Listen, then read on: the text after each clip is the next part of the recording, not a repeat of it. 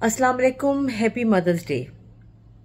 वैसे तो हर दिन ही माँ का होता है, कोई समझे तो, लेकिन चलें, बड़ी अच्छी बात है, एक ख़ास दिन हमने मखसूस कर लिया माँ के लिए। बहुत अच्छे अच्छे कोट्स, बहुत अच्छी अच्छी चीज़ें हम पढ़ रहे हैं सोशल मीडिया पे। लोग अपनी माँओं को बहुत प्यार करते हैं, तस्वीरें लगाते हैं, कदर करते हैं, यही सबसे अहम है। मैं बहुत खुशनसीब हूँ कि मेरे पास 4 माएँ, 3 मेरी बहनें और एक मेरी अपनी अम्मी। मैं सबसे छोटी हूँ घर में, इसलिए मुझे 4 माँओं का प्यार मिला है। नीलम बाजी सबसे बड़ी माँ, जिन्होंने मुझे ऑलमोस्ट पाला है, मुझसे 12 साल बड़ी हैं। मैं छोटी सी थी, मुझे नहलाती थी, खाना खिलाती थी। आज भी मुझे याद है कि मुझे कैसे ये जो धनिया, पुदीना, हरी मिर्च होती है, कैसे रोटी में लपेट के खिला देती थी, और मैं उस खाने को अमृत समझकर पी लेती थी और खा जाती थी कि उफ़, ये कोई दुनिया की सबसे मज़ेदार चीज़ है। वो जो उनके यहाँ निवाला था वो मेरे लिए बहुत ही मज़ेदार हो जाता था, मुझे बहुत अच्छा लगता था। यूनिफॉर्म पहनाती थी, स्कूल भेजती थी, नाश्ता कराती थी। फिर मेरी दूसरी माँ सुंबल बाजी ने हमेशा हमें तमीज़ सिखाई, पढ़ाया। उनको बहुत शौक़ था कि हम बच्चे इंग्लिश बोलें, और उन्होंने मुझे टेबल मैनर्स सिखाए, मुझे और मेरे भाई को, और इंग्लिश के छोटे छोटे वर्ड्स सिखाती थी। जैसे टेबल पे कहना है आपने, कोई आपको कुछ देगा तो आप कहेंगे नो प्लीज़ थैंक यू। तो और कुछ कोई कहेगा तो आपने कहना no it's player for me. मुझे आज भी याद है। और सुंबल बाजी इंग्लिश पढ़ाती थी और मुझे स्पेलिंग याद कराती थी। मुझे आज भी याद है कि वो मुझे टोमेटो की स्पेलिंग सिखा रही थी। तो उन्होंने मुझे सिखाया, जो मुझे आज तक नहीं भूला। और बल्कि मैं बहुत से लोगों से कहती हूँ कि कह के दिखाएं, तो उनके लिए कहना बहुत मुश्किल होता है। TOTMA2 में TO2 टोमेटो है ना मुश्किल, लेकिन मैंने तब सीखा और आज तक सीखा है, और कोई भी नहीं बोल सकता। बोलिए ज़रा, TO2MA2 में TO2 टोमेटो। वो हिज्जे कर करके समझाती थी, पढ़ाती थी। और जब मैं बड़ी हुई, बहुत सी बातें उन्होंने मुझे बताई, समझाई। बैठना कैसे है, बात कैसे करनी है, चलना कैसे है। मेरे सर में बहुत जुएँ होती थी, मुझे बड़ी डांट पड़ती थी जुओं की वजह से, लेकिन वो मुझे छुपा लेती थी, हमेशा बचा लेती थी इस बात से। फिर मेरी तीसरी माँ बुशरा बाजी को देखकर मैं बड़ी हुई। उनको देख देख के, उनकी खूबसूरती, उनके टैलेंट, उनकी सफाई सुथराई, उनकी सुघड़पना जो है, वो देख के मैं सीखती रही और कोशिश करती रही कि मैं उन जैसी बनूं। उनके कमरे में घुस जाती थी, वो मुझे आने नहीं देती थी, कहती थी मैंने नहीं सुलाना, टांगे मारती है तू। उनकी अलमारी के अंदर बड़े मज़े मज़े की चीज़ें होती थी। रूह अफ़ज़ा की बोतल होती थी, बिस्किट होते थे। उस ज़माने में जो भी बच्चे मंच करते हैं वो सब उनके पास होता था, क्योंकि उनको अपनी खिदमत खातिर करने का बड़ा शौक था हमेशा से। वो अपने आप को प्लीज़ करती थी। उनका कमरा साफ़ होता था, खूबसूरत होता था, उनकी चादर बड़ी अच्छी होती थी, अलमारी सेट होती थी। और मैं ज़ाहिर है जाकर वहाँ गंद डाल देती थी और मैं चीज़ें फैला देती थी, जो उनको बिल्कुल पसंद नहीं था। लेकिन मेरे अब्बा का जोर था कि छोटी बहन है, इसको साथ सुलाओ, इसको साथ रखो। तो बेचारी को बादले ना खास्ता मुझे अपने साथ रखना पड़ता था, लेकिन उनको ज़रा दिल नहीं करता था। उनको देख देख के मैं बड़ी हुई और उनको फॉलो करने की कोशिश की, और आज तक करती चली आ रही हूँ।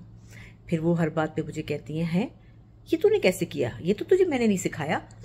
लेकिन वो कहते हैं ना कि रांझा रांझा कर दीनी में आपे रांझा हुई, कि मैंने उनका लिबादा ओढ़ लिया, उनकी चीज़ों को हमेशा फैंटेसाइज किया और सोचा हाय काश मैं भी ऐसे करूं।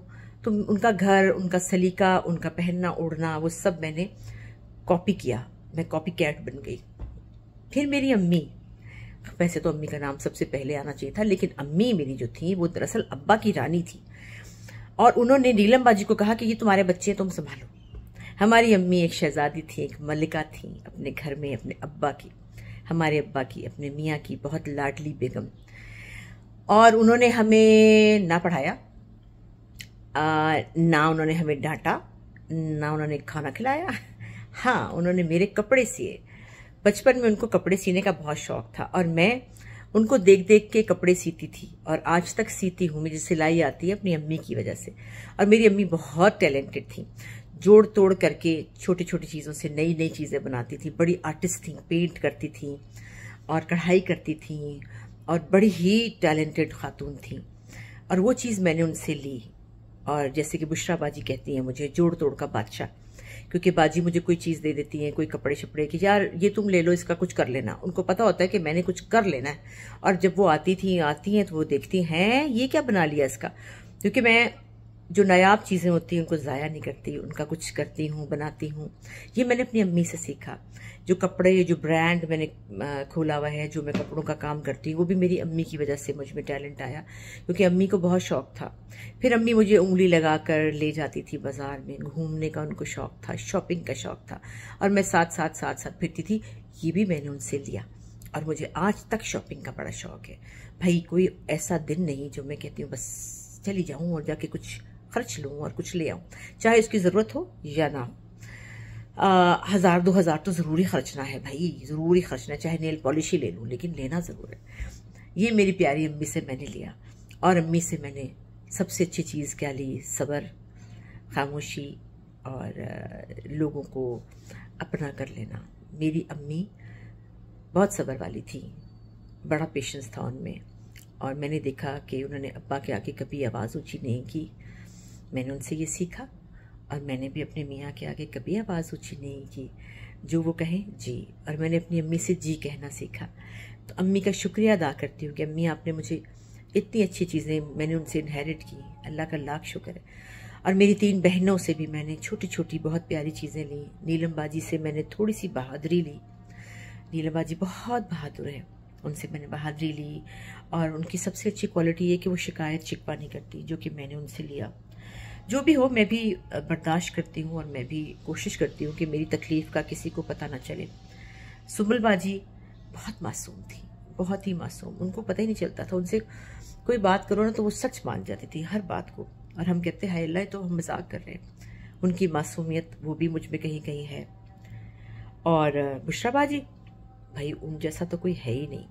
उन जैसे फैशन करने की कोशिश करती हूँ, उन जैसी बनने की कोशिश करती हूँ, उनकी जैसी एक्टिंग करने की कोशिश करती हूँ। अब पता नहीं कर पाती हूँ या नहीं करती, बस उनके पीछे पीछे दुम छल्ला बन के फिरती रहती हूँ। तो मेरी 4 माओं का बहुत शुक्रिया मेरी ज़िंदगी में कंट्रीब्यूशन का। और मेरी सुम्बल बाजी मेरी अम्मी के पास है, वो बहुत याद आती हैं। कई दफ़ा अम्मी बहुत याद आती हैं, क्योंकि कुछ बातें होती हैं जो आप सिर्फ अपनी माँ से कर सकते हैं। वो आपने सुना होगा, माए नी मैं किन्नू आखा दर्द विछोड़े दा हाल। क्योंकि आपके अंदर कुछ ऐसे दर्द होते हैं जो आप अपनी माँ से कह सकते हैं सिर्फ। मेरी अम्मी मेरे पास रही, मेरे ख्याल में जितनी मेरी उम्र है उसमें 4 या 5 साल में उनसे दूर रही होंगी, बाकी वो मेरे साथ ही रहती थी। और सबसे ज़्यादा मुझसे प्यार करती थी और मेरी आंख से समझ जाती थी कि मैं परेशान हूँ या खुश। उनको मेरी बहुत फिक्र रहती थी और अभी भी उनको मेरी फिक्र होगी, मुझे पता है। वो मेरे लिए ऊपर दुआ करती होंगी कि मैं सुकून में रहूँ, खुश रहूँ। अब एक और माँ है मेरे पास, मेरी ज़ारा। लेटली उसने कहना शुरू कर दिया है कि आप मेरी बेटी है और मैं आपकी माँ। वो भी मुझे बहुत पैम्पर करती है, बहुत प्यार करती है और अब वो खुद माँ बन गई है। माँ होने का एहसास उसके अंदर और ज़्यादा आ गया है। लेकिन आप लोगों से कहना ये है कि अपनी माँओं का दिल मत दुखाइए, अपनी माँओं की बात को समझिए। अगर वो कहती है तो उसका कुछ मतलब होता है। आपको बहुत देर बाद पता चलेगा कि हमारी माँ ठीक कहती थी, हमें उनकी बात माननी चाहिए थी। माँओं का दिल अनजाने में बच्चे दुखा देते हैं। माँओं के दिल से कभी बद्दुआ नहीं निकलती, लेकिन फिर भी अल्लाह ताला देखते हैं उस माँ का सब्र कि वो खामोश है, तो कहीं ना कहीं बच्चे को सज़ा मिल जाती है। और वो भी माँ के लिए तकलीफ़ है। अपनी माँ को तकलीफ़ ना दें, अपनी माँ को प्यार करें, अपनी माँ का कहना माने। बहुत प्यारी चीज़ होती है माँ। जब चली जाती है तब आपको पता चलता है।